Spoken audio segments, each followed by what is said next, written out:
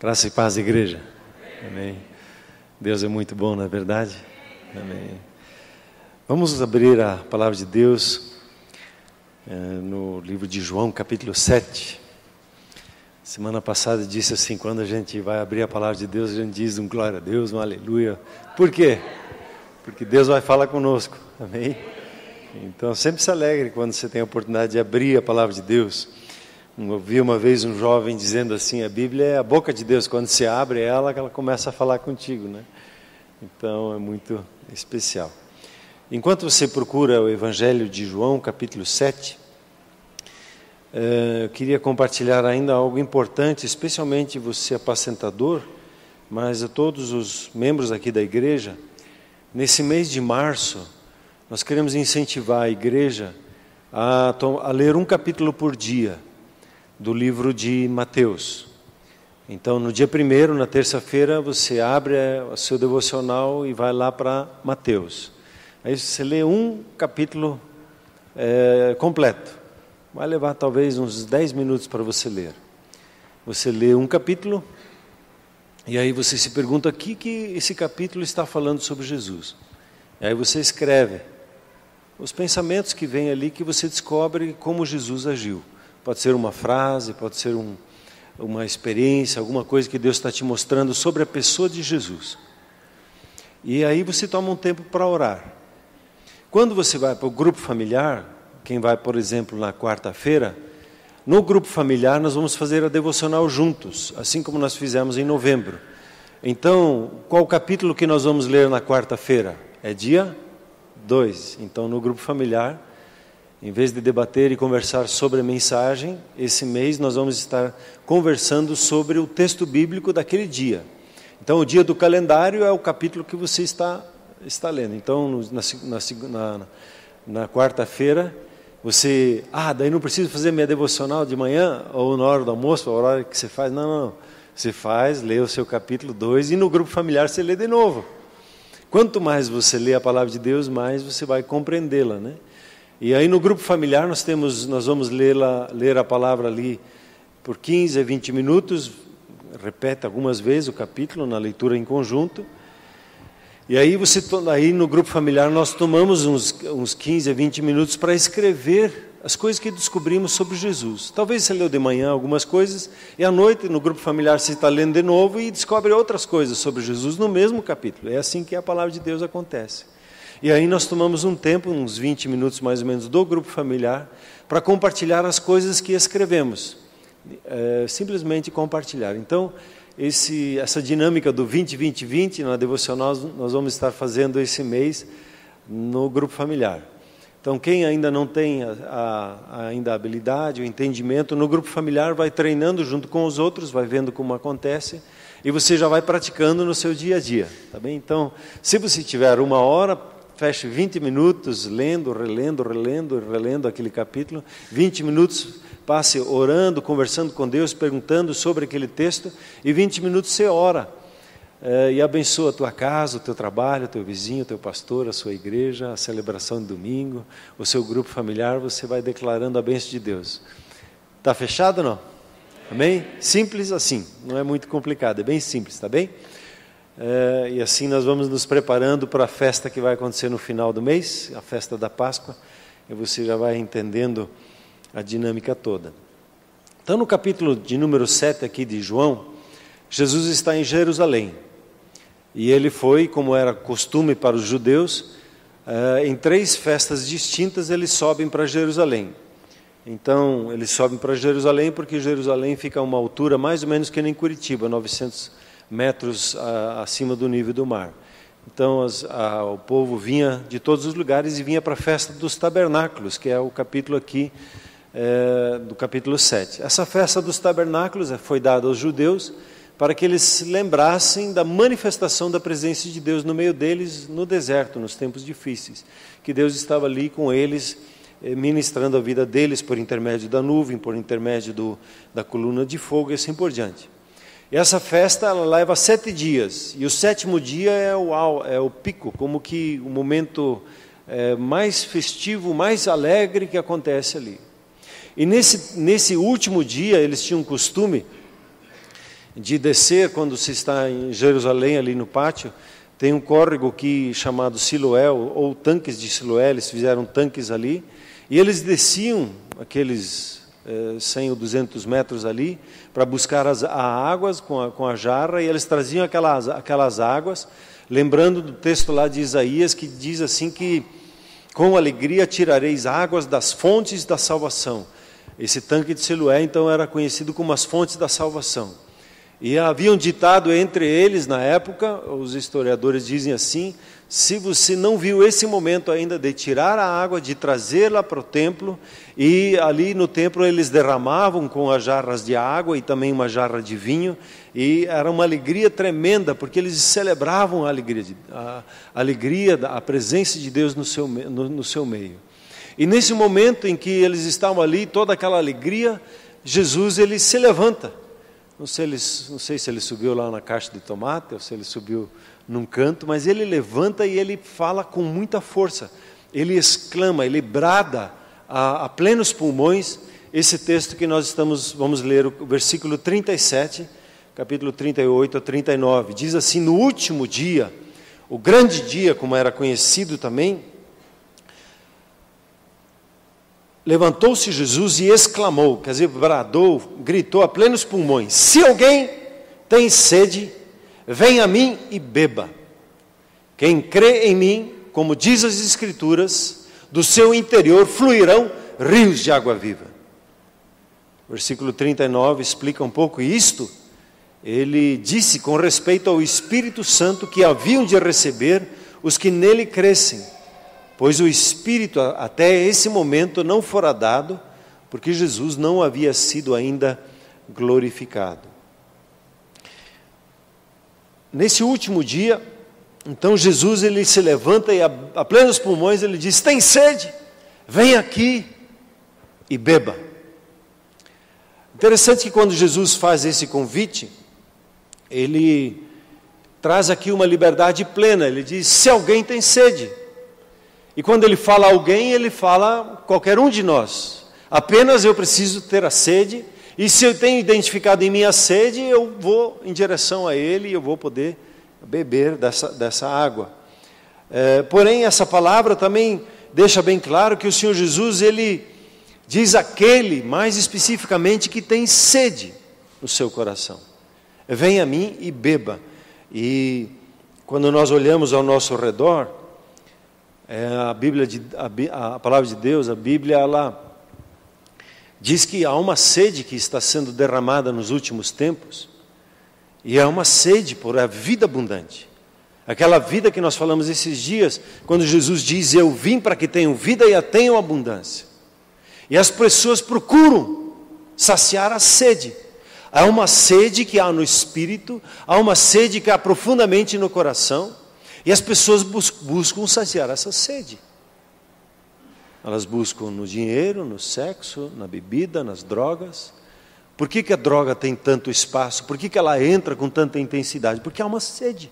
Há uma sede de experimentar o sobrenatural, de experimentar algo além do natural, de experimentar o que Deus está falando. Que Ele tem derramado uma sede, e o povo tem essa sede. E quando você olha ao seu redor, você vai perceber essa sede na vida das pessoas.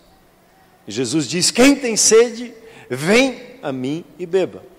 Nesses dias da festa do tabernáculo, que eles estavam ali derramando aquelas águas, eles estavam festejando, mas no meio deles todos ali, dentro de cada um, havia algo que o Senhor Jesus estava vendo e tinha discernimento, uma sede, que aquelas coisas exteriores não satisfazem. Como hoje em dia, a sede que há no meio do povo não é saciada pelas coisas exteriores, por um cargo, pelo poder, pelas finanças, pelo que seja. O que sacia, o Senhor Jesus diz e apresenta a Ele mesmo. E Ele dá uma promessa aqui. Ele diz assim: você que tem sede, vem a mim e beba. Beba mesmo. Beba tudo. Quem crê em mim, do seu interior fluirão rios de água viva. E quando você vê esse texto aqui, que do seu interior fluirão rios de água viva, se fala do propósito de Deus na sua vida. E esse rio está na sua vida. Você que confessa Jesus como o Senhor da sua vida.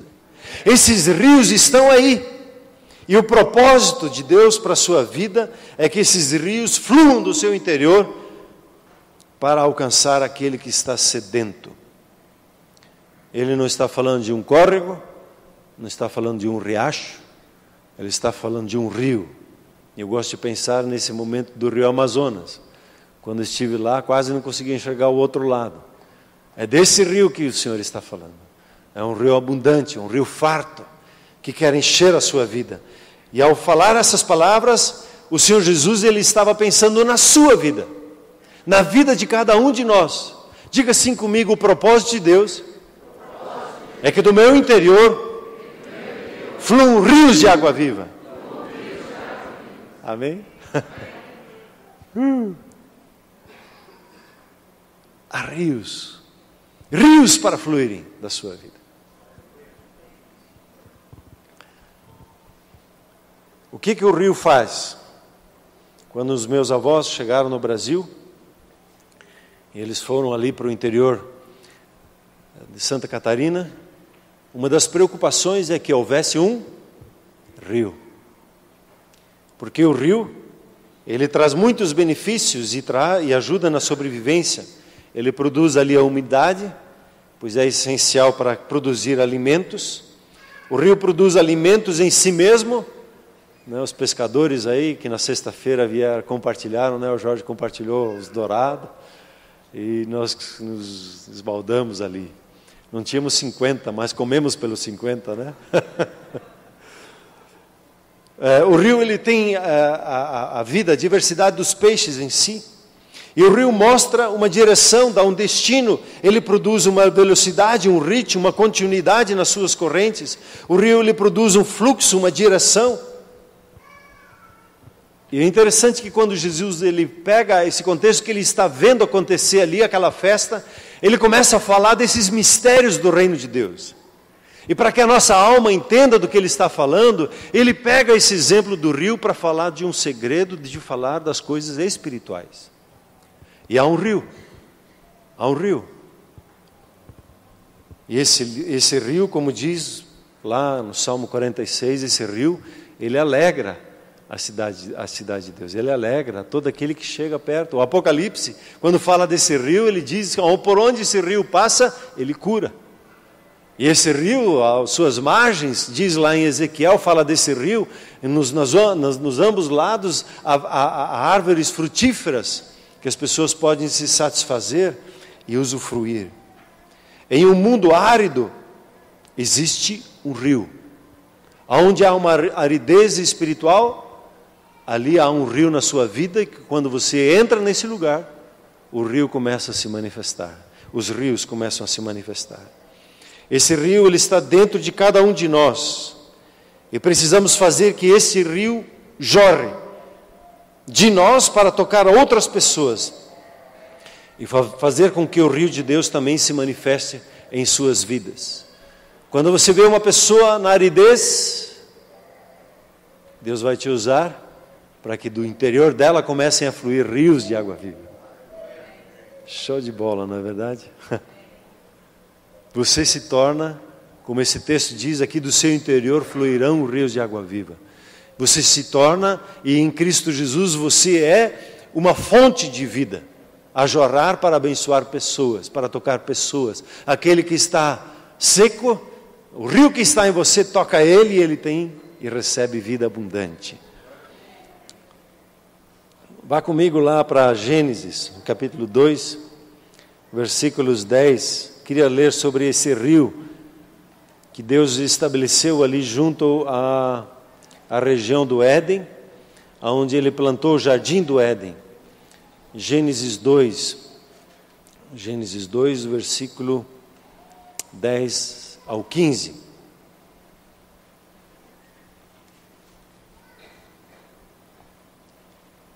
Por gentileza, acompanhe aí no seu aplicativo, na sua Bíblia. O texto diz assim, Gênesis 2:10. E saía um rio do Éden para regar o jardim. E dali se dividia, repartindo-se em 4 braços. O primeiro chama-se Pison, é o que rodeia a terra de Havilá, onde há ouro. E ouro, aliás, o ouro dessa terra é bom. E também encontram-se ali o bdélio e a pedra de ônix. Versículo 13, o segundo rio chama-se Guion, é o que circunda a terra de Cuxi. O nome do terceiro rio é Tigre, é o que corre pelo oriente da Síria. E o quarto é o Eufrates. Tomou, pois, o Senhor Deus ao homem e o colocou no jardim do Éden para cultivar e guardar. Então, o jardim do Éden, nessa região que era chamado Éden, Deus plantou um jardim. E nesse jardim ele colocou o ser humano e ele colocou esse suprimento desse rio. Havia um rio e esse rio tinha 4 braços. E quando nós vemos João explicando ali no versículo 39, ele fala que esse rio era quem? Esse rio é o Espírito Santo, que havia de vir e que veio em Atos capítulo 2. E que se manifesta naqueles que creem e confessam a Cristo Jesus como o Senhor da sua vida. É o rio, ele está falando do Espírito Santo e comparando o Espírito Santo a esse rio. E a Bíblia diz, há um só Espírito que se move então a partir da presença que vem do trono de Deus. E esse rio então ele se divide em 4 braços. Qual o significado desses 4 rios? O primeiro rio, chamado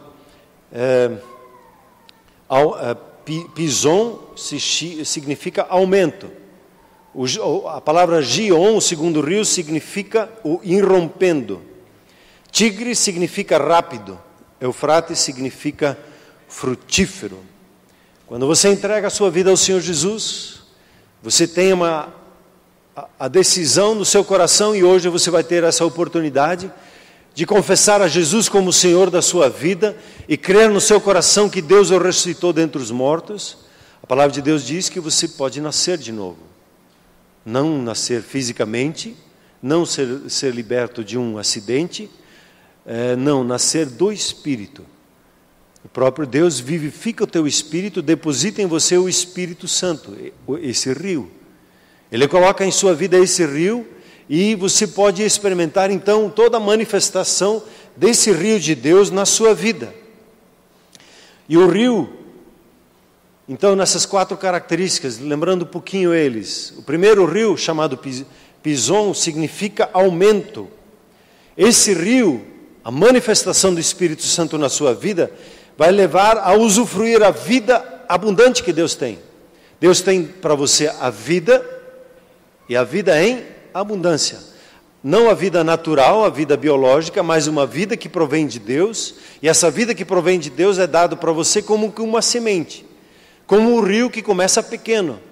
É dado na sua vida e essa vida divina, a natureza de Deus, ela vai aumentar e aumentar cada vez mais, e você vai experimentar a abundância de Deus. Se você dava glória a Deus. Esse rio vai levar você, como diz a Escritura, à plenitude em Deus.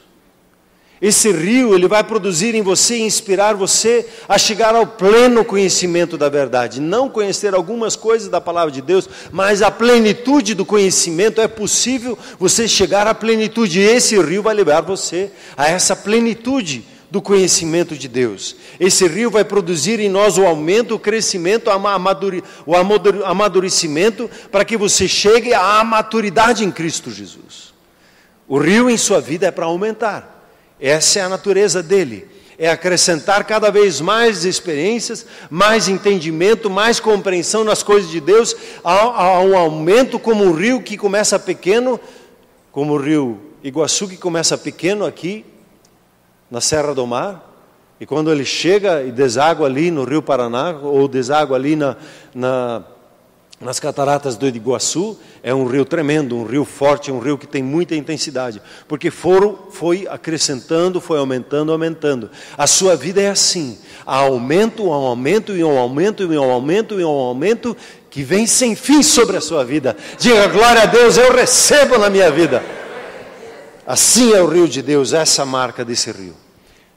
Então esse rio vai nos levar a sermos, como diz as Escrituras lá em 1 Coríntios 15, a sermos abundantes na obra do Senhor.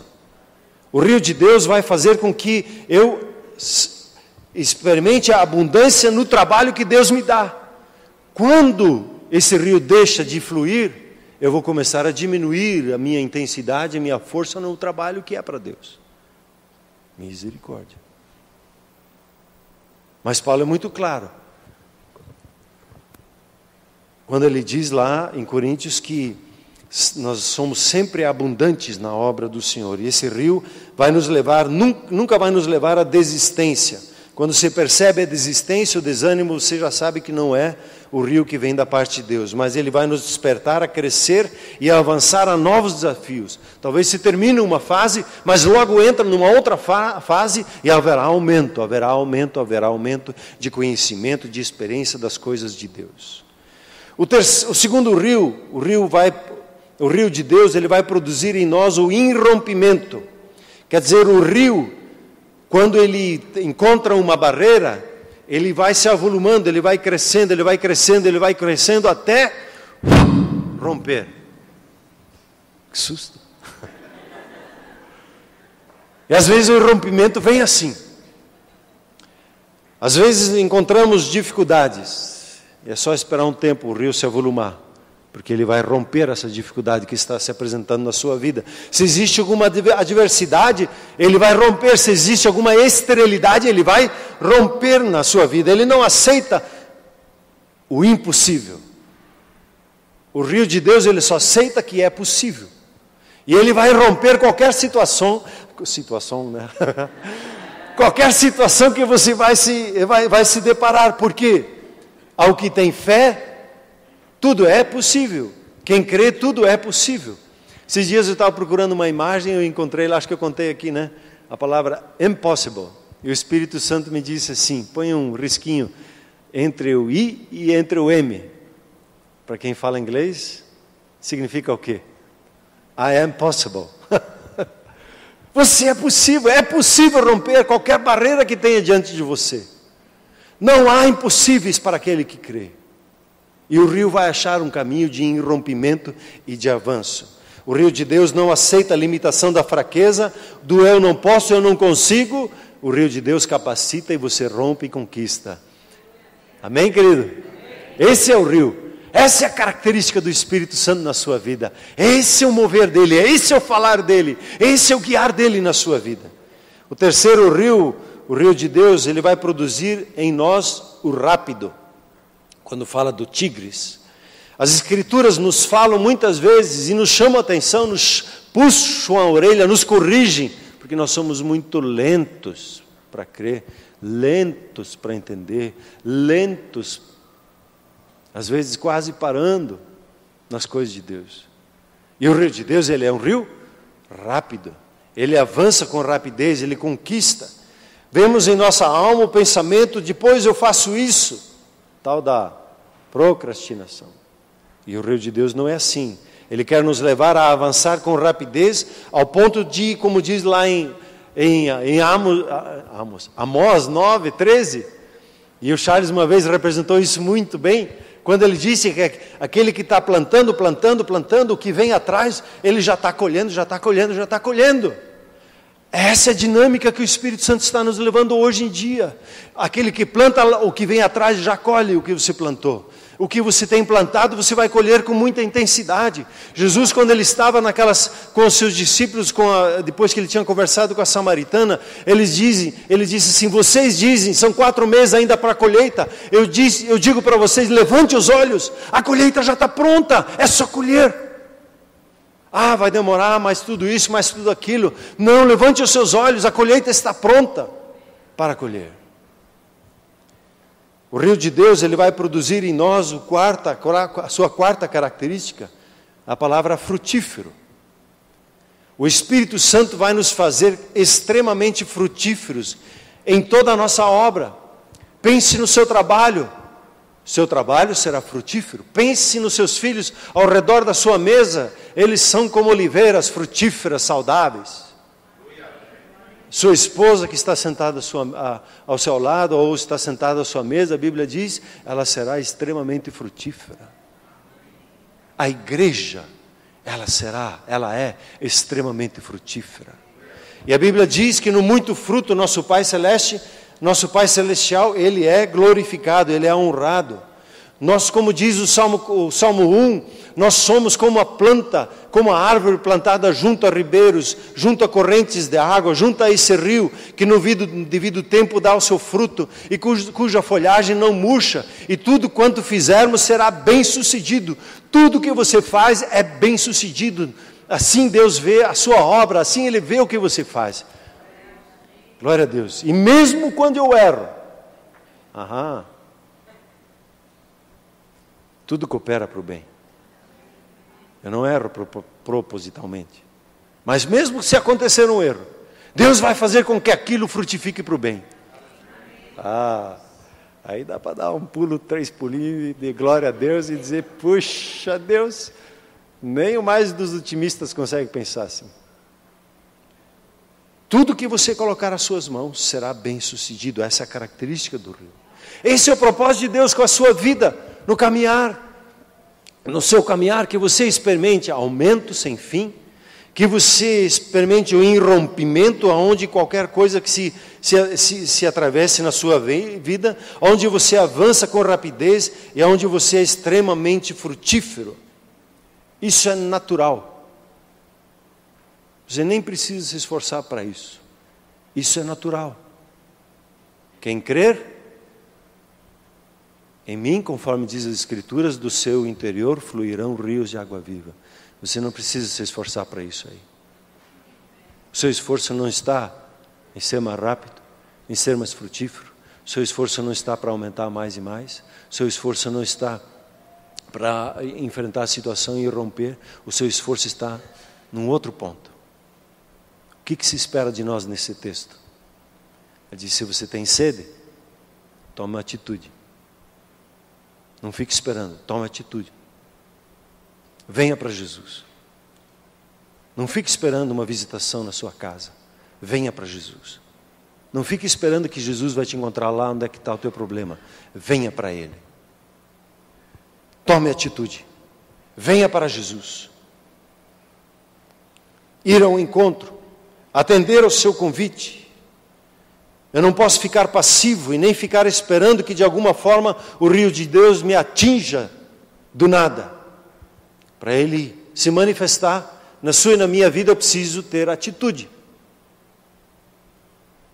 Então, se eu quero o rio, eu preciso separar tempo para a minha devocional. Tem que separar tempo.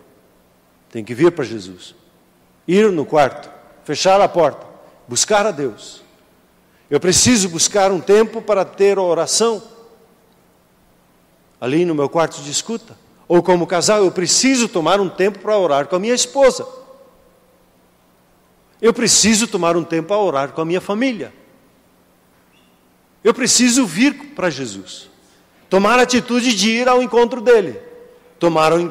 Tomar essa atitude é tomar o tempo a sua devocional, tomar o tempo para orar em família, tomar o tempo, quem é casado, para orar com o seu cônjuge, tomar um tempo para ir para o grupo familiar, vencer às vezes a nossa lerdeza, e ir para um grupo, e ir para a celebração, é ir ao encontro, é se posicionar, é atender o convite, vá para o culto hoje, não deixe de ir para o seu grupo familiar, venha.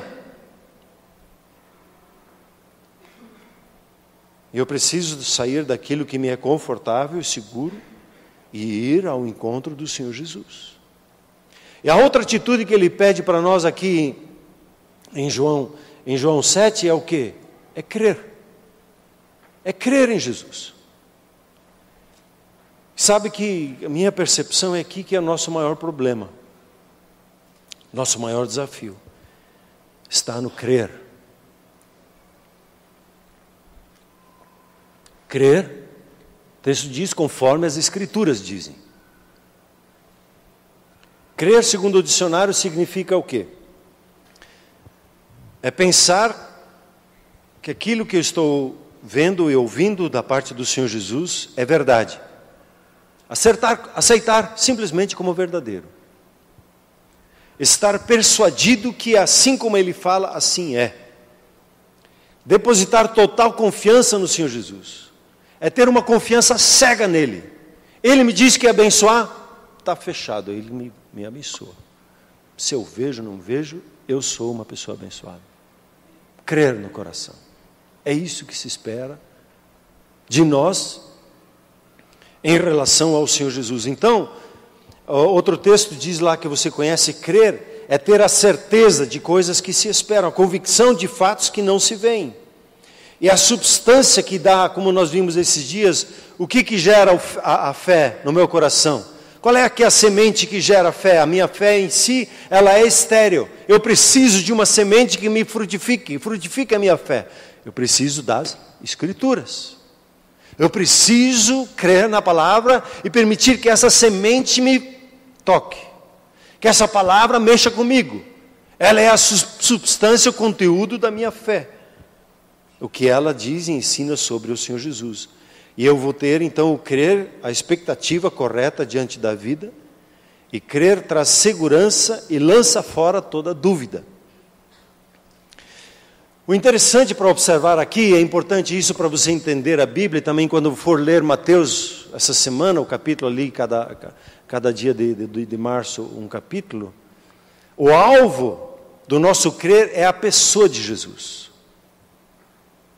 A fé, você não tem fé para ter um carro. Você não tem fé para... A fé não é para que você conquiste uma casa. A fé não é para que você conquiste uma posição melhor no seu trabalho.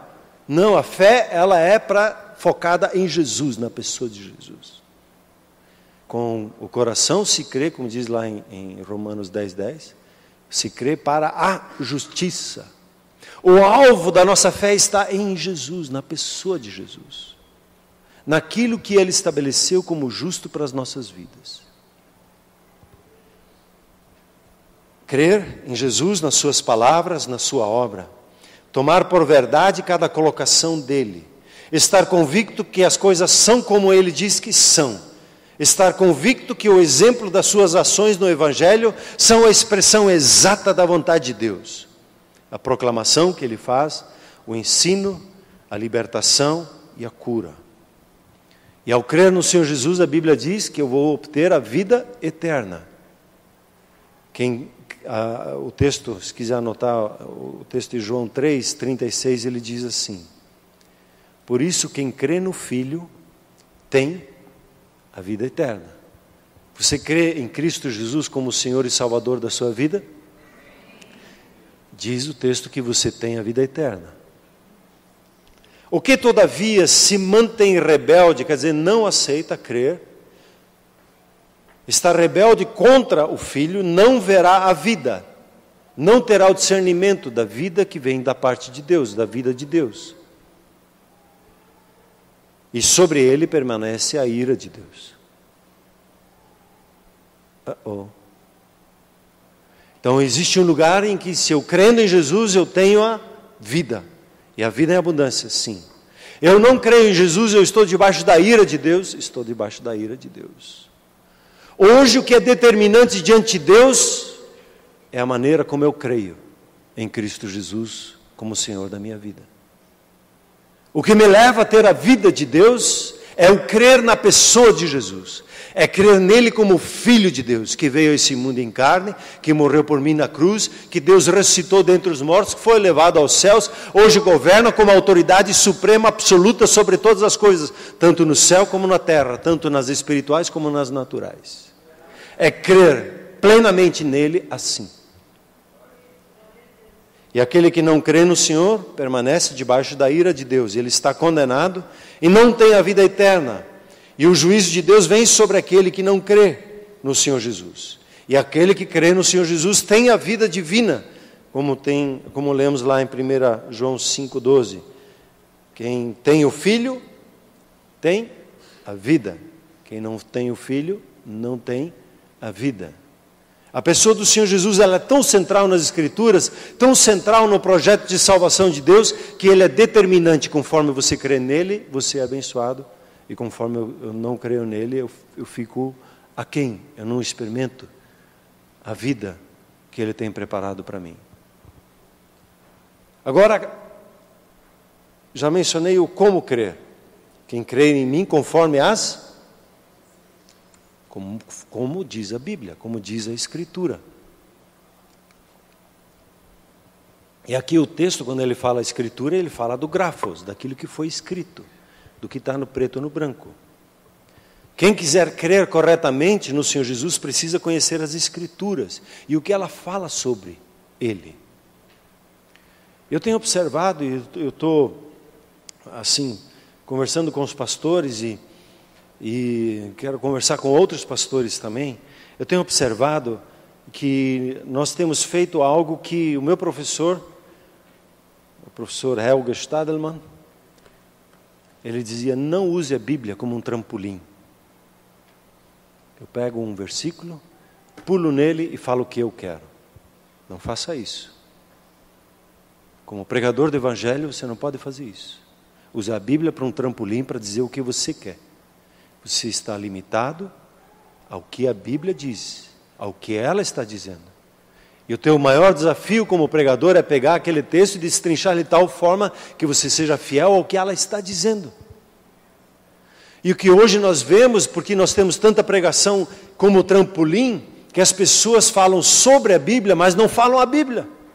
Não pregam a Escritura, o que ela está dizendo. E aí, eu chamo aqui de folclore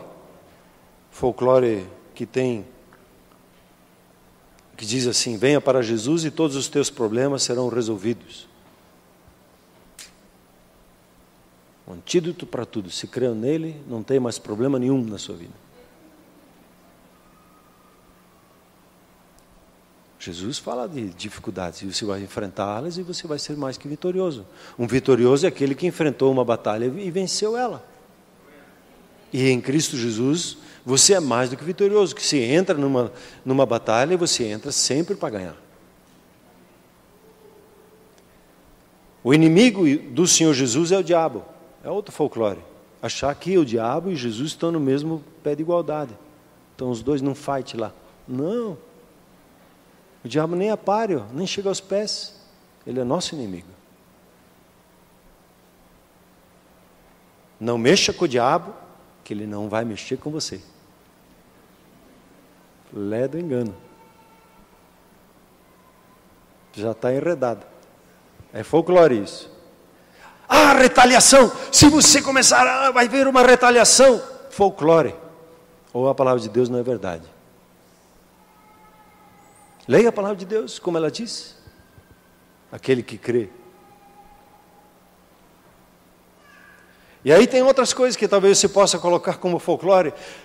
E aí existe uma outra coisa que são crenças limitantes. Crenças limitantes são coisas que nós cremos, que aconteceu no nosso passado, que a gente ouviu, que a gente pegou de alguém, que a gente achou simpático. São coisas que a gente crê lá dentro. E de alguma forma a gente pensa que é assim. E nós temos, por causa dessas crenças limitantes, temos uma dificuldade tremenda de entender a Bíblia pura e simplesmente quando ela fala que quem crê em Jesus tem a vida e a tem em abundância. Ah, mas sabe aquele a mais que aparece no coração, de experiências, de sentimentos, de coisas que a gente viu no passado, de coisas às vezes que nos ensinaram e não estão de acordo com as Escrituras, que a gente precisa reciclar. Por exemplo, uma crença limitante é dizer: eu não consigo. Ou, não é possível. Não dá, não é possível. Claro, no natural não dá, mas aquele que crê. Ou, nem todos são curados. Olhe para Jesus. Como é que era com ele? Aí a gente dá uma chacoalhada em nós: eu preciso crer melhor em Jesus. Eu preciso crer adequadamente em Jesus. Porque o jeito que ele agiu é para ser. conosco. Eu não consigo falar em línguas. É um pensamento limitante. Eu lutei mais de 6 meses com esse pensamento. Vamos experimentar a vida eterna somente quando nós formos para o céu. Por enquanto aqui a gente tem que aguentar, é dureza mesmo, meu irmão. É ralado aqui. Quando chegar no céu, aí sim vai ser sombra e água fresca. Não é assim. Já hoje você experimenta a vida do próprio Deus na sua vida, que é isso. Leia as Escrituras. Eu preciso confessar meus pecados, aí então eu serei perdoado.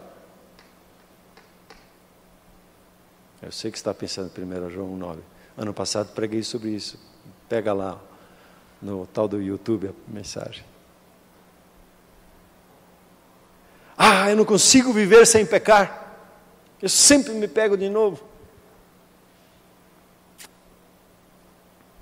Eu preciso me esforçar para manifestar os frutos do Espírito. E quem diz que é você que tem que produzir o fruto do Espírito?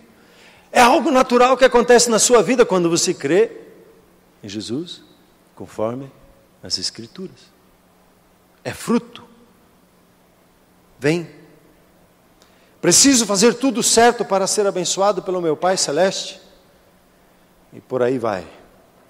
Essas crenças, elas limitam o meu viver. Eu não consigo usufruir a vida abundante. Por isso eu preciso estudar a Bíblia. Eu preciso me dedicar a ela. E para vencer então as crenças limitantes e os folclores, eu preciso colocar sempre o prumo. Nós falamos esses dias, né? Trouxe aqui um prumo, falando sobre o prumo, da importância de crer corretamente. E para crer corretamente, eu preciso pensar corretamente. Eu preciso ter a mente conforme as Escrituras. Para pensar corretamente, eu preciso trazer, como Paulo diz em 2 Coríntios, eu preciso trazer todo pensamento para debaixo da obediência de Cristo. O meu pensamento, eu pego ele, você vai obedecer debaixo da obediência de Cristo Jesus. Cada um de nós precisa conhecer a revelação do Senhor Jesus segundo as Escrituras, senão não vamos crer corretamente, não teremos a experiência e vivência com o rio de Deus e os seus 4 braços. Eu preciso, você precisa, nós precisamos conhecer as Escrituras, conversar sobre ela no grupo, debater quando nós nos levantamos, quando nós nos deitamos, quando nos sentamos à mesa. Precisa ser de alguma forma natural as descobertas e de discutirmos e debatermos a palavra de Deus com intensidade para que o entendimento revelado da parte de Deus venha sobre nós e em nossas famílias. O Senhor Jesus, certa feita, falando com pessoas que conheciam o aramaico, conheciam o hebraico, conheciam a cultura, tinham todo o histórico, ele diz assim: vocês erram. Por que vocês erram? Ele diz. Porque não conhecem as Escrituras e nem o poder de Deus. Errar, a palavra errar aqui que ele está dizendo é se desviar do caminho correto. É não se conduzir, ou ser conduzido ao erro, é ficar vagando. Ficando dando voltas, sem alcançar o alvo. Eu quero chegar lá, mas eu fico andando aqui, eu não consigo avançar porque eu não estou crendo, eu estou errando. Eu posso aparentemente fazer todas as coisas certinhas, como diz na igreja, como eles pedem que eu faça, e mesmo assim não ter o conhecimento e ficar zanzando na vida, no conhecimento. Passa ano, vem ano e vai ano e eu ainda tenho a mesma situação. Eu não consigo avançar nas experiências, no contato com a manifestação do reino de Deus. Eu fico ali zanzando, dando volta, correndo que nem um cachorro volta atrás do... E não avanço para aquilo que Deus tem para mim. Isso é errar. Mas a Bíblia diz muito claramente, a nós é dado conhecer os mistérios do reino de Deus. Digam glória a Deus. Quando ele diz conhecer, ele diz você pode ter uma experiência íntima, ter o entendimento sobrenatural, ter o conhecimento revelado, que o grego ele fala ainda separado, ele usa 3, 4 palavras para explicar conhecimento, e aquele conhecimento que vem de Deus, é lhe dado, é seu, nos é dado conhecer as Escrituras, tudo está à sua disposição, mas eu preciso pegar a minha Bíblia e abri-la. Eu preciso sentar e ler. Não entendi. Lê de novo. Não entendi. Lê de novo. Não entendi. Lê de novo. Não entendi. Pai, me ajuda aqui. Não estou entendendo. Lê de novo. Não entendi. Lê de novo. Talvez na sexta, na sétima, comece a pegar o fio da meada. Eu preciso tomar a atitude de me encher do Espírito Santo. Domingo que vem eu quero ter uma experiência com você aqui, fazer um culto interativo. Vai ser um culto para se encher do Espírito Santo. Nós vamos ter uma experiência com esses 4 braços do rio durante a mensagem. Eu preciso tomar uma atitude. E se eu não consigo estudar a Bíblia sozinho, eu preciso de um compromisso onde é que eu vou, onde eu posso sentar, ser instruído, ser instigado a estudar. Eu preciso fazer a Fateme. Puxa, que instrumento tremendo para você conhecer as Escrituras, debater as Escrituras. Para citar Deus formatou essa igreja aqui como uma igreja de ensino. Até minha mãe falou assim, coitado dos membros lá da igreja do Arno. Ele põe tudo eles para estudar. Coitado nada, mamãe. É o Espírito Santo que coloca as pessoas. É preciso se debater, se colocar com a palavra de Deus, brigar com ela. Como meu pastor disse, tem que pegar um versículo da Bíblia e se rolar no chão, que nem eles fazem aqui na terça e na quinta, fazem um fight com as Escrituras, luta com não entendi, mas como é que é isso? Mas não pode ser assim, é assim, não é? E você pega a palavra de Deus até você entender e ter o entendimento, que você tem a experiência. Comecei a entender o que esse texto está dizendo. Esse rio é o Espírito Santo? É. E Ele que vai produzir isso na minha vida? É. E o que eu preciso fazer? Vir para Jesus. Ele é que batiza com o Espírito Santo. Vir para Jesus e crer em Jesus conforme a Bíblia diz nas Escrituras. Então eu tenho que começar a ler a Bíblia? É. A revelação do Senhor Jesus, eu tenho orado isso, sabe quando você ora lá o pão nosso de cada dia? Quem é o pão da vida? Jesus, Ele diz, eu sou o pão da vida. Que pão eu preciso todo dia? A gente está pensando no natural, mas Deus está pensando no espiritual. Assim como as coisas são no natural, que eu preciso comer o pão de cada dia, e não demais, senão eu engordo, né? Tem o seu limite. Aqui eu posso comer desse pão e crescer, me fortalecer. Pegar toda a energia que vem do pão da vida. Então quer dizer o quê? Que todas as vezes que eu me deparo com uma dificuldade, o que eu faço? Eu vou para Jesus, pergunto, Senhor, como é que é isso aqui agora? Não sei como avançar. Eu não sei o que responder. Toda vez que há um desafio, eu preciso levantar o meu pensamento, olhar para Jesus, e eu preciso me concentrar nele, como ele pensa e como ele age, perceber nele o que ele me orienta para fazer. E aí o rio flui, aí as coisas vão embora. Simples assim. O Senhor Jesus, ele perguntou um dia para os discípulos, para pegar um exemplo, quem que eles consideravam que ele era, ou quer dizer, melhor, quem que as pessoas diziam que ele era? E as pessoas diziam normalmente que ele era um profeta, que ele era parecido com os profetas do Antigo Testamento, e Jesus chega para ele e diz, e vocês, quem dizem que eu sou? E aí é dito assim no texto ali que Simão Pedro, ele disse, tu és o Cristo, Filho do Deus vivo. E Jesus diz, bem-aventurado, é você, Simão, filho de Jonas, Bar-Jonas, né, filho de Jonas, porque não foi carne nem sangue que te revelou isso, mas meu Pai que está nos céus. Você recebeu algo de Deus na sua vida.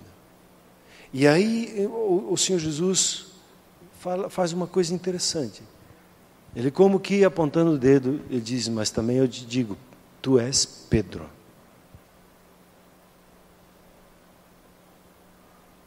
E sobre essa rocha eu vou construir a minha igreja. Ele marcou a vida de Pedro. Debaixo da revelação de você sabe quem eu sou. Você, Pedro, sabe quem você é. E aqui existe algo, uma joia preciosa. Após a declaração inspirada, Pedro descobriu a sua identidade. E ao ter a revelação de quem Jesus era, ele descobriu quem ele era. E ele pôde assim cumprir com o propósito de Deus na vida dele. A afirmação da identidade dele trouxe um norte para a vida dele. Jesus estava preparando ele para conduzir a igreja e edificar a igreja e ter a autoridade, as chaves dos céus e da terra para ligar e desligar como nos é confiada hoje. Então, se você não sabe quem você é, você não é capaz de viver como quem você é. Se não sabe quem é, não cumpre com o seu destino. Se você não tem a revelação de ser um filho de Deus, você não consegue viver a vida como um filho de Deus. E é em Cristo Jesus que eu vou descobrir a revelação de quem Ele é. E quando eu descubro quem Jesus é, eu me descubro. E a minha identidade é revelada. E o meu destino é cumprido. E quando eu creio em Jesus, eu recebo a vida. E eu me torno um filho de Deus quando eu recebo a Jesus. E eu sou uma nova criatura, como nós vimos algumas semanas atrás. É diferente agora. Não havia antes alguém assim. É tudo novo. Agora, como Jesus, eu que tinha vida biológica, eu tenho a vida divina se manifestando na minha vida. E aí eu preciso entender o que o texto bíblico diz, que o nosso Pai quer que Jesus tenha primazia em tudo. Ele seja o primeiro em tudo. Porque Ele é a porta para o conhecimento, Ele é a porta para todas as coisas que Deus tem preparado para nós. Sem a revelação do Senhor Jesus, nós não vamos saber quem somos e para que vivemos. Nele e por meio dele vamos conhecer e saber quem somos e para que vivemos. Talvez um dia a gente entre um pouquinho mais nisso.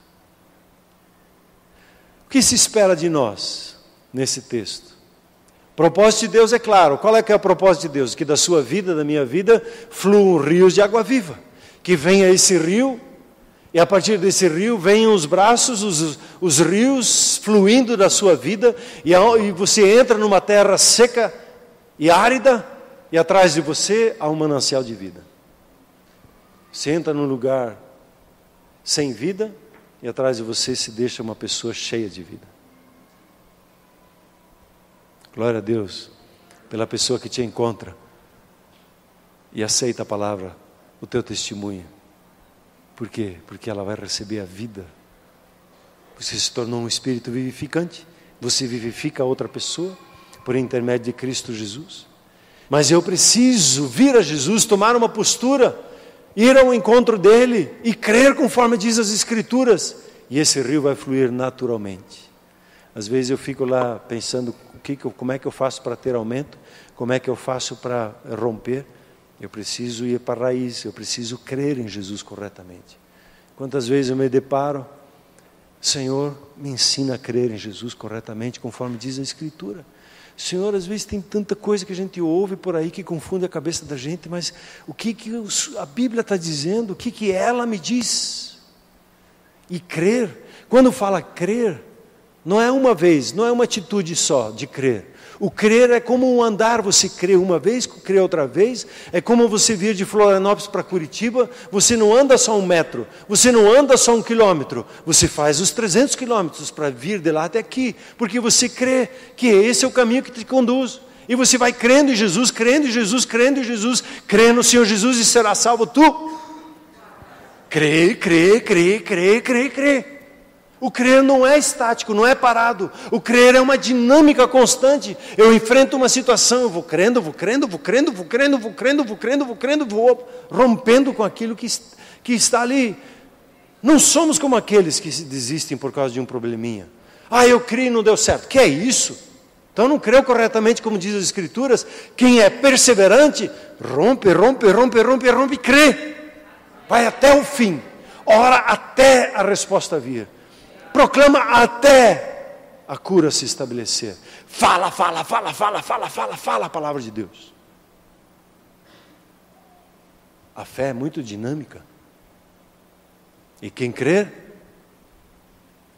Em Cristo Jesus, conforme as Escrituras dizem, do seu interior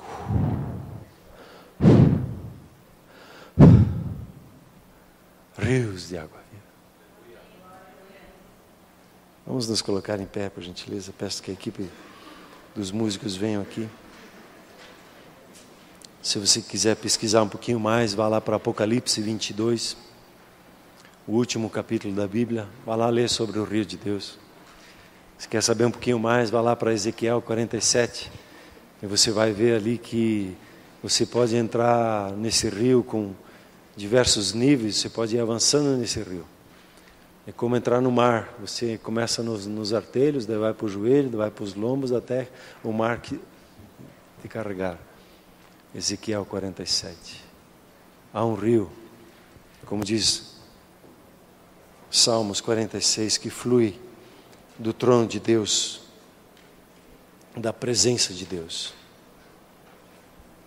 Pai Celeste, quero lhe agradecer pela sua palavra, que é verdadeira, que é fiel.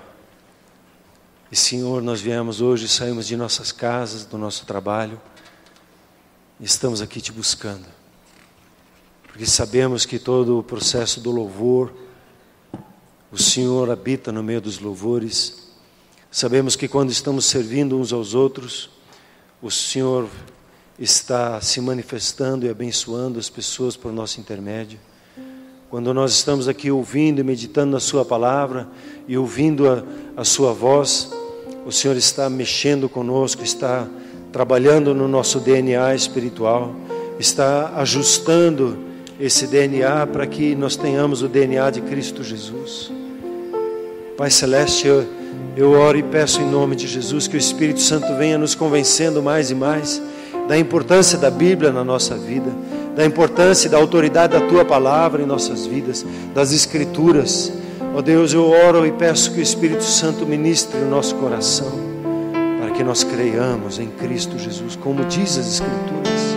Ajuda-nos, Senhor, a romper com os folclores que a gente ouve por aí e vê as pessoas até às vezes usando texto bíblico. Ajuda-nos, Senhor, a vencer as crenças limitantes, as coisas que experimentamos, as decepções que nos marcaram, os pensamentos errados que de alguma forma entraram em nós. Senhor, eu oro que o Senhor deflagre e nos convença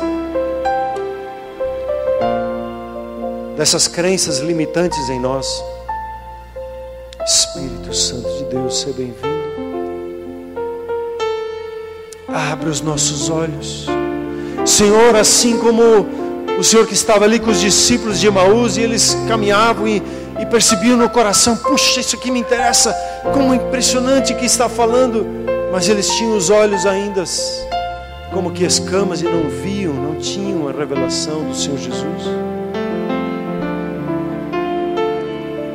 E o Senhor Jesus ali explicava as Escrituras como elas falavam dele. Senhor, abre os nossos olhos, como desses discípulos de Emaús. Desvenda, tira a venda do nosso entendimento, tira a venda, tira, Senhor, o bloqueio que nós temos mental, emocional, ou de experiências. Livra-nos, ó Pai, como igreja, dá-nos olhos abertos.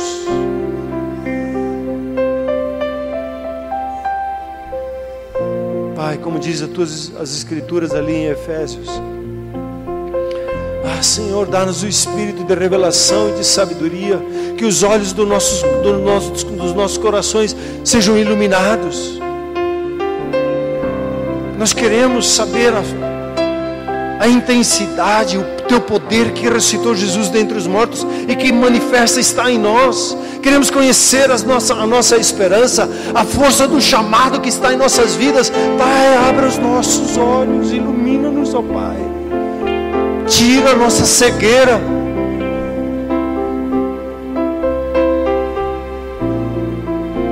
E toda a cegueira espiritual que o inimigo tem lançado contra nós para não crermos nas Escrituras, eu tomo autoridade agora e ordeno que essa cegueira se rompa agora. Vai embora. Fogo de Deus sobre as nossas vidas.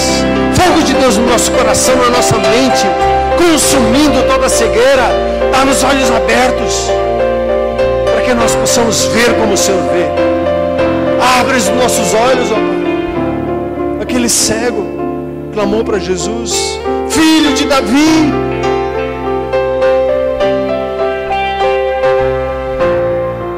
E o Senhor perguntou: o que queres que te faça?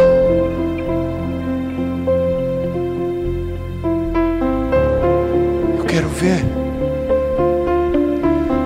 Eu quero ver.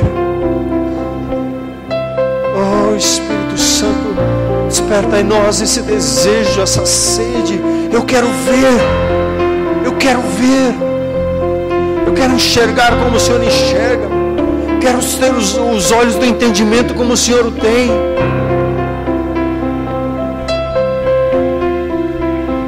Clame ao Senhor.